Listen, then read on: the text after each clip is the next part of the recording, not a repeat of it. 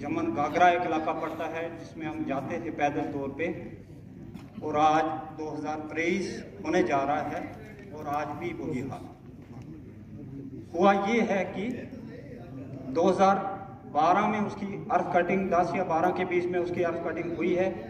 उसके बाद 3 साल से लगातार एक ही कंट्रैक्टर को काम जो है वो दिया गया है, ना तो उसके 3-4 ब्रिजेस का अभी तक कोई डिज़ाइन आया। जब काम का सीजन होता है उस टाइम में उसका लुक का प्लांट चलता है, और जब काम का सीजन जब बर्फबारी होती है उस टाइम में वो ये कहता है कि आज ये काम नहीं हो सकता। और इसी तरह 3 या 4 ब्रिजेस के वजह से पूरे का पूरा इलाका जो है वो सफर हो रहा है। मैं ये चाहता हूँ कि यहाँ एक्शन साहब भी हैं, मैडम जी बैठी हैं, उनकी विसादत से कि उन्हें फौरी तौर पे हुक्म दिया जाए कि उस कंट्रैक्टर का फैसल का कार्ड जो है वो रिजेक्ट किया जाए, वो ब्लैक लिस्ट में डाला जाए, या फौरी तौर पे उसका काम जो है वो सेक्शन करवाया जाए। नंबर 2, हमारे एक पेंडिंग जो काम है 2017 के बाद 17 और 18 में एक प्राइमरी हेल्थ सेंटर टेहड़ा है, उसका काम जो है वो स्टार्ट किया था JKPCCI कंपनी की तरफ से, लेकिन उसके बाद वो बिल्डिंग का काम मुकम्मल करने के बाद वो काम जो है जूं का तूं पड़ा है, अभी तक उस पर कोई भी तब्दीली नहीं आई है। मैं चाहता हूं कि उसका जल्दी से जल्दी काम जो है वो स्टार्ट किया जाए, उसका फौरी तौर पे तहसीलदार गूल में तैनात किया जाए।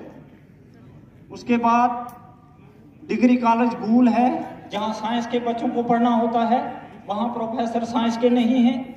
हायर सेकेंडरी गूल है, वहाँ 11 लेक्चरर जो हैं हायर सेकेंडरी गूल में जो है वो नहीं है। अगरचे वहाँ हमें मेडिकल फैसिलिटी के लिए हमें बच्चों को वहाँ मेडिकल के लिए एडमिशन करवानी पड़ती है। उसके बाद डिग्री कॉलेज गूल है, जहाँ साइंस के बच्चों को पढ़ना होता है, वहाँ प्रोफेसर साइंस के नहीं हैं। हायर सेकेंडरी गूल है, वहाँ 11 लेक्चरर जो हैं हायर सेकेंडरी गूल में जो है वो नहीं है। अगरचे वहाँ हमें मेडिकल फैसिलिटी के लिए हमें बच्चों को वहाँ मेडिकल के लिए एडमिशन करवानी पड़ती है। Secretary ma'am, DDC chairperson, DC साहब, DFO साहब, जितने भी अलग अलग डिपार्टमेंट के एक्शन सब बैठे हैं, मोअज़्ज़िज़ हाज़रीन, मेरी बहनें साहब कह रहे थे कि सेना के जवान टाइम पास करते थे।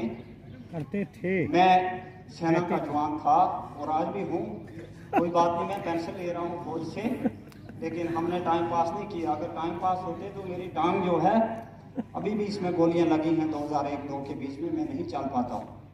हमने टाइम पास नहीं किया, हमें गवर्नमेंट ने बड़े बड़े मेडल दिए, वो एक कला था। दूसरी बात, मेरी तरफ से सब पता ही नहीं है अफसरान को, खास करके एजुकेशन डिपार्टमेंट को मैं ये कहना चाहता हूँ कि CO साहब जो है चीफ एजुकेशन ऑफिसर, हर गांव में पर्सनली तौर पे स्कूल खुलने के बाद विजिट करें और देखें कि वहां की परसेंटेज निकालें कि अगर आबादी राशन कार्ड के इशू जो हैं 2011 में सेंसिस हुई थी, उसके बाद अगर किसी ने 12 में किसी बच्चे ने शादी की है तो उसका आज 8-9 साल का बच्चा होगा और 2-3 बच्चों का बाप होगा, लेकिन उसके पास राशन कार्ड जो है वो नहीं है।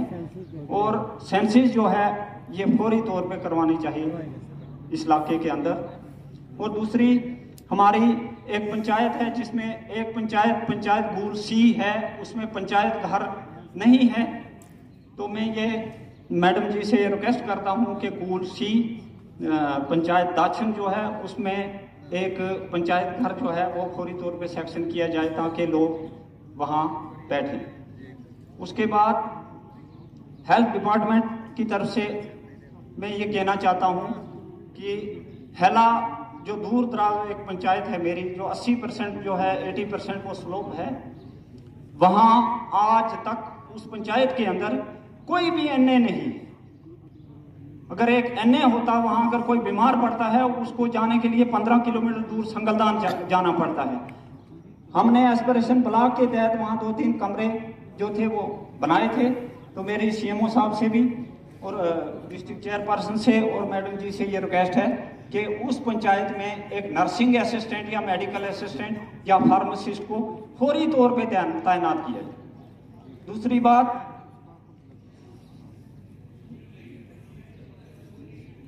तो मैं इन्हीं इंफात हमारी दो जो नियाबत हैं उन नियाबतों में एक नियाबत है और एक ब्लॉक है, उसमें बैंक ब्रांच है, वो सेक्शन है।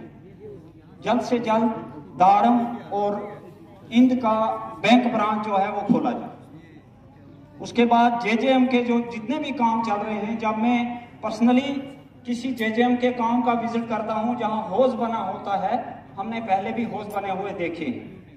हौज का जो ऊपर डोम बनता है, डोम की अंदर से सरिया की शटरिंग की जाती है, उसके ऊपर से जो फटे हैं वो डाले जाते हैं, टीन के फटे के ऊपर आरसीसी थोड़ी थोड़ी डाल के और उसका डोम तैयार किया जाता है। मुझे इस चीज की समझ नहीं आ रही है कि डिपार्टमेंट इसका नोटिस क्यों नहीं दे रहा है, क्यों नहीं उन हौज को जो है वो डैमेज ये उखाड़ के फेंक दिया जाता, जो कंट्रैक्टरों के द्वारा अच्छी तरीके से नहीं बन पा रहे। और बेशतर ऐसे हौज हैं जहां पे बनने चाहिए थे वहां पे वो नहीं बने हैं, क्योंकि वो सीजनल वाटर उनका उठाते हैं। सीजनल वाटर की वजह से वो हौज कामयाब नहीं है। अगर परमानेंट सोर्स कहीं है तो वो उठना चाहिए था उसमें। और दूसरी बात यह है कि सब डिवीजन गूल के अंदर जितने भी 5 या 6 महीने के अंदर जेजेएम के जितने भी काम चल रहे हैं इस वक्त में, हर दिन कोई ना कोई सुबह और शाम 5, 6 आदमी 10 आदमी मेरे घर पे पहुंचते हैं। वो कहते हैं कि हमारी पिछले 5, 6 महीने से पेमेंट नहीं हुई। तो ये क्या वजह है? दूसरी बात ये कि जो बिजली डिपार्टमेंट है इसकी तरफ से एक अंधेर नगरी चौपट राज का एक सिलसिला चल रहा है। बहुत से घरों में मैंने खुद देखा कि जहां मीटर लगे हुए हैं उनको फ्लैट रेट आ रहा है और बिल फ्लैट रेट आ रहा है 950 और बिल इतना है। जब मैं रियासी डिस्ट्रिक्ट के किसी गांव में घूमा हूं वहां 100 रुपए 120 रुपए बिल आ रहा है और उनको मीटर लगे हैं। लेकिन यहाँ जो हमारे सब डिवीजन गूल के अंदर कुछ पंचायतें हैं उनमें लोगों की सबसे बड़ी शिकायत यही है कि हमें बहुत ज्यादा किराया जो है वो आ रहा है। दूसरी चीज मैं डीएफओ साहब से भी ये कहना चाहता हूँ कि फॉरेस्ट राइट एक्ट जो आज से 3 साल पहले बना था, बहुत सारे गरीब लोगों ने अपने मुर्गी या मक्की या राजमा बेच के उन्होंने सारे डॉक्यूमेंट तैयार किए। उन्होंने 20 चक्कर पटवारियों के पास काटे, उन्होंने डोमिसाइल तैयार की, उन्होंने एसटीज बनवाई, उन्होंने हर जगह में साइन करवाए, उन्होंने फाइलें कंप्लीट की।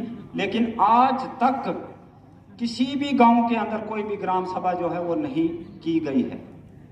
दूसरी चीज, subscribe now and press the bell icon, never miss an update.